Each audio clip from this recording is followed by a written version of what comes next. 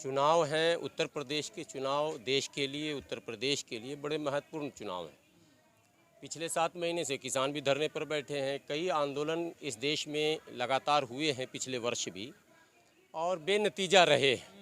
लोगों की बहुत सारी शिकायतें हैं जिसका निवारण फिलहाल होता हुआ नहीं दिख रहा। केंद्र सरकार लगातार महंगाई बढ़ा रही है, पेट्रोल पर, डीजल पर, रसोई गैस पर, खाद्य के तमाम चीज़ों पर, अभी खाने के तेल पर, तमाम चीज़ों पर, और ये आम जनों को इसका खमियाजा भुगतना पड़ रहा। मध्यम वर्गीय लोग परेशान हैं, किसान परेशान है, युवा परेशान है।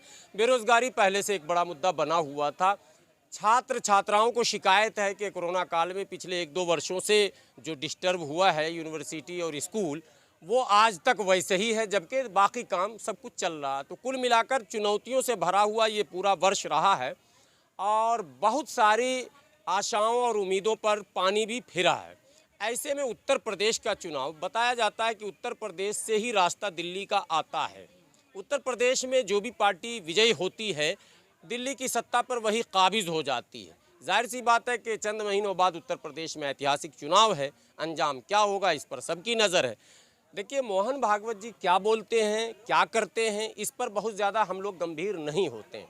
हम ज़मीनी आदमी हैं, ज़मीन की बात करते हैं। वास्तविकता ये है कि अब तक जो माने ग्राउंड पे पोजीशन है पॉलिटिकल पार्टियों का, उससे तो हमें एक भय है, मेरे मन में एक शंकाएं हैं कि परिणाम वो नहीं आएगा जो शायद युवा, जो शायद किसान, जो शायद जवान आज ढूंढ रहे हैं। परिणाम वही आएगा जिसका विरोध लगातार किया जा रहा। कारण, विरोध करने वालों की संख्या अगर सैकड़ों और हज़ारों और लाखों में है, तो विरोध में वोट मांगने वालों की संख्या भी सैकड़ों हज़ारों में हो चुकी है। इतनी पॉलिटिकल पार्टियां बनी हुई हैं SC, ST, OBC और माइनॉरिटी के वो टुकड़े टुकड़े में स्वयं बटे हुए हैं। गठबंधन के इस दौर में भी SC, ST, OBC और माइनॉरिटी की पार्टियां आपस में गठबंधन करने से कन्नी काट रही हैं, जबकि इसके विपरीत भारतीय जनता पार्टी, जिस पर आप और हम दोनों आरोप लगाते हैं कि वो सामंती विचारधारा की है, वो उन तमाम पार्टियों से गठबंधन करने को न केवल आतुर है, बल्कि उसके लिए उसने सारी शक्तियों को लगा दिया है। उदाहरण स्वरूप आप देख लें कि मंत्रिमंडल के फेरबदल में उन्होंने अपने उन सहयोगियों को भी शामिल किया जो अस्तित्वहीन हैं, चाहे वो बिहार के हों या उत्तर प्रदेश के हों या महाराष्ट्र के हों। पिछले 7 वर्षों से केंद्र में मंत्री बने रामदास अठावले, वास्तविकता यह है कि कहीं भी वो भारत के किसी कोने में अपने एक भी प्रत्याशी को जिताने में सक्षम नहीं है। लेकिन स्वजातीय वोटों को, यानी बहुजन वोटों के बिखराव में उनका भी कहीं ना कहीं रोल हो सकता है। और भारतीय जनता पार्टी इसी को मद्देनजर रखकर इस तरह की कुर्बानी दे रही है। तो जो पार्टी कुर्बानी दे रही है वही सफलता प्राप्त करेगी। हमारे यहाँ गठबंधन में कहीं भी समझौते में कुर्बानी शब्द नहीं है, बलिदान शब्द नहीं है, त्याग शब्द नहीं है। हमारे यहाँ है कि जो कुछ हूँ मैं ही बनूंगा, मैं ही बनूंगी, दोनों बनू। जो कल मंत्रिमंडल का विस्तार हुआ है, वो यूपी चुनाव को आधार मानकर हुआ है। बिल्कुल, 5 राज्यों के चुनाव को भी सामने रखा गया है। और आपको बता दूं कि देश में पिछले 4-5 वर्षों से SC, ST, OBC का एक बड़ा आंदोलन, एक बड़ा वर्ग आंदोलनरत है। आपको आश्चर्य होगा कि महाराष्ट्र और मध्य प्रदेश जैसे राज्यों में मतलब अंडरग्राउंड एक बहुत बड़ा आंदोलन चल रहा था, जिसका परिणाम सामने आने ही वाला था कि कोरोना आ गया। और कोरोना में वो धीरे धीरे आंदोलन जो है वो कमज़ोर पड़ गया है। लेकिन आपको, हमको और समाज को इसकी खबर हो या ना हो, सरकार को इसकी खबर है, उनके ताकत का भी अंदाज़ा है। सरकार को ये भी डर था कि अगर ये आंदोलन सड़क पर आ गया और इसका परिणाम सामने आने लगा तो बहुजन समाज सशक्त और मजबूत हो जाएगा। इसीलिए आपने देखा कि मंत्रिमंडल के फेरबदल में बड़े बड़े मंत्री, अपर कास्ट के मंत्रियों को की छुट्टी कर दी गई। आपको आश्चर्य होगा कि बिहार से 2 मंत्री की जो छुट्टी हुई, दोनों अपर कास्ट के हैं, और 2 मंत्री की जो नियुक्ति हुई, दोनों SC और OBC के हैं। यही चीज़ उत्तर प्रदेश में भी हुआ। उत्तर प्रदेश में जो मंत्री बनाए गए उसमें अधिकांश SC, ST और OBC के लोग बनाए गए। बघेल साहब बने गए, अनुप्रिया पटेल बनी, जो भी। ये जो गेम हुआ है ये बड़ा सुनियोजित, सोच समझकर मंथन चिंतन कर कर ये काम किया है सरकार ने। और उनकी जो टीम है जो चिंतन करती है, जो जिसको आप नीति निर्धारक कहते हैं, उसने ये पूरा मास्टर प्लान बनाया है कि अब आप सामने से आकर वार नहीं कर सकते हैं। आपके स्वजातीय नेताओं को ही आपके सामने खड़ा कर दिया जाएगा और आपके धार को कुंद कर दिया जाएगा यदि एससी आंदोलन चलेगा। लेकिन जो 12 मंत्रियों के इस्तीफे हुए हैं, बड़े वेट वाले मंत्री भी हैं कुछ, उसमें वो क्या वजह है? वेटफुल भी है और अपर कास्ट से भी है। 12 मंत्रियों का आप हिस्ट्री निकाल लीजिए तो अपर कास्ट के लीडरों को, मंत्रियों को वरिष्ठ मंत्री हैं। अगर ये किसी और दल में होता तो बगावत हो गया होता। आप देखें कि मैनेज कैसे हो रहा भारतीय जनता पार्टी। मैं कह रहा हूँ मैनेज कैसे हो रहा। मैनेज ये किया गया है कि मंत्री नाम के ये बनाए गए हैं जो अभी बनाए गए हैं। हमारी जो बहुजन समाज के लोग जो मंत्री बने हैं, जो SC ST OBC के लोग मंत्री बने हैं, वो नाम के बनाए गए हैं। उन 12 लोगों को ही काम पर रखा जाएगा पर्दे के पीछे से, तभी तो बगावत के कोई स्वर कहीं सामने नहीं। सुप्रियो जैसे लोग शायद आवाज उठाने लगे। बाबुल सुप्रियो इसलिए आवाज़ उठाए कि बाबुल सुप्रियो को ये लगा कि हमने बड़े त्याग बलिदान से इस पार्टी को खड़ा किया था। पश्चिम बंगाल के पहले विजय लीडर अगर लोकसभा में हैं तो वो बाबुल सुप्रियो हैं, वही जीते थे। और पश्चिम बंगाल में भारतीय जनता पार्टी की नींव रखने वालों में से एक है वो। और थोड़ा सा हुआ होगा लेकिन पार्टी मैनेज कर लेगी। आज मैं बता देता हूँ, एक आध तो ट्वीट किसी ने अगर कर दिया गलती से, उसको इस पार्टी में ये है कि इसके पास एक टीम अलग है जो मैनेज करती है। रविशंकर प्रसाद को क्यों? वो तो पार्टी का पक्ष रखते थे, फिर वक्ता थे।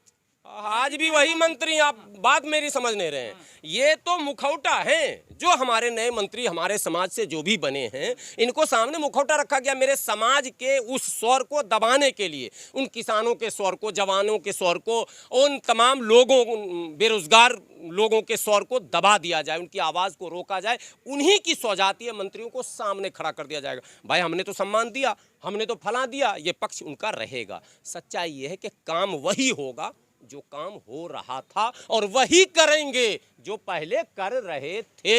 ये मैं असल कहना चाहता हूं, काम वही लोग करेंगे। इसीलिए बगावत की गुंजाइश नहीं है और बगावत होगी भी नहीं। हमारे यहाँ क्या होता है, वन मैन शो के कारण उत्तर प्रदेश में हकीकत यह है कि अगर चुनाव सही ढंग से हो जाए और हमारी पार्टियां, ये बहुजन समाज की तमाम पार्टियां, SC ST OBC माइनॉरिटी की तमाम पार्टियां अगर गठबंधन कर लें तो भारतीय जनता पार्टी का खाता खोलना मुश्किल हो जाएगा। खाता खोलने की बात कर रहा हूं मैं, खाता खोलना मुश्किल हो जाएगा। लेकिन ये चीज़ हमारे यहाँ होगा नहीं। हमारे लोग को मैनेज किया जाता है और हमारे लोग मैनेज होते हैं।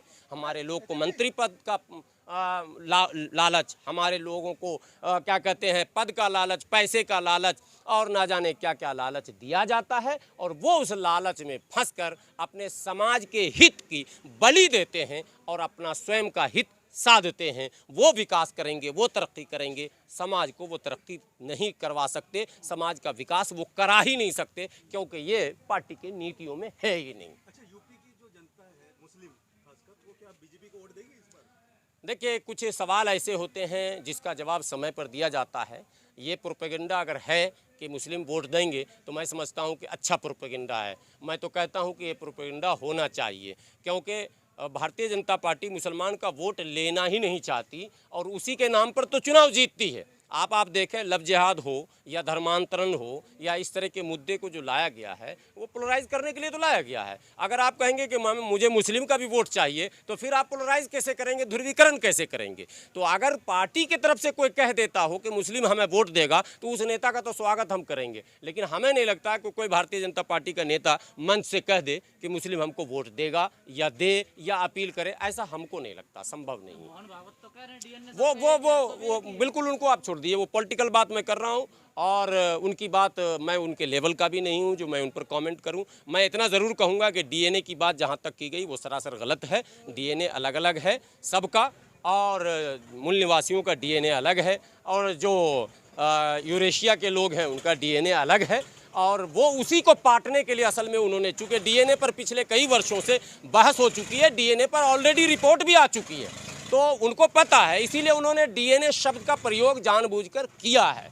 ठीक है, और कोई बातें नहीं है, उसका चुनाव से बहुत ज़्यादा संबंध नहीं है। उनका वो पीछा छुड़ा रहे हैं, यूरेशियन जो लेवल है उनके ऊपर, उससे वो अपना पिंड छुड़ाने के लिए उन्होंने ये बयान दिया है। इसका चुनाव से समझ, चुनाव में सीधी सीधी बात है कि अगर पोलराइज नहीं हुआ, अगर ओवैसी को टारगेट भाजपा ने और भाजपा को टारगेट ओवैसी ने, जो खेल हो रहा अभी, ये नहीं हुआ। और अगर SC ST OBC की पार्टियां यूनाइट होकर चुनाव लड़ती हैं तब तो परिणाम आपके पक्ष में रहेगा। यानी कि लोकसभा का चुनाव लड़ी ना, देखा ना आपने रिजल्ट क्या हुआ।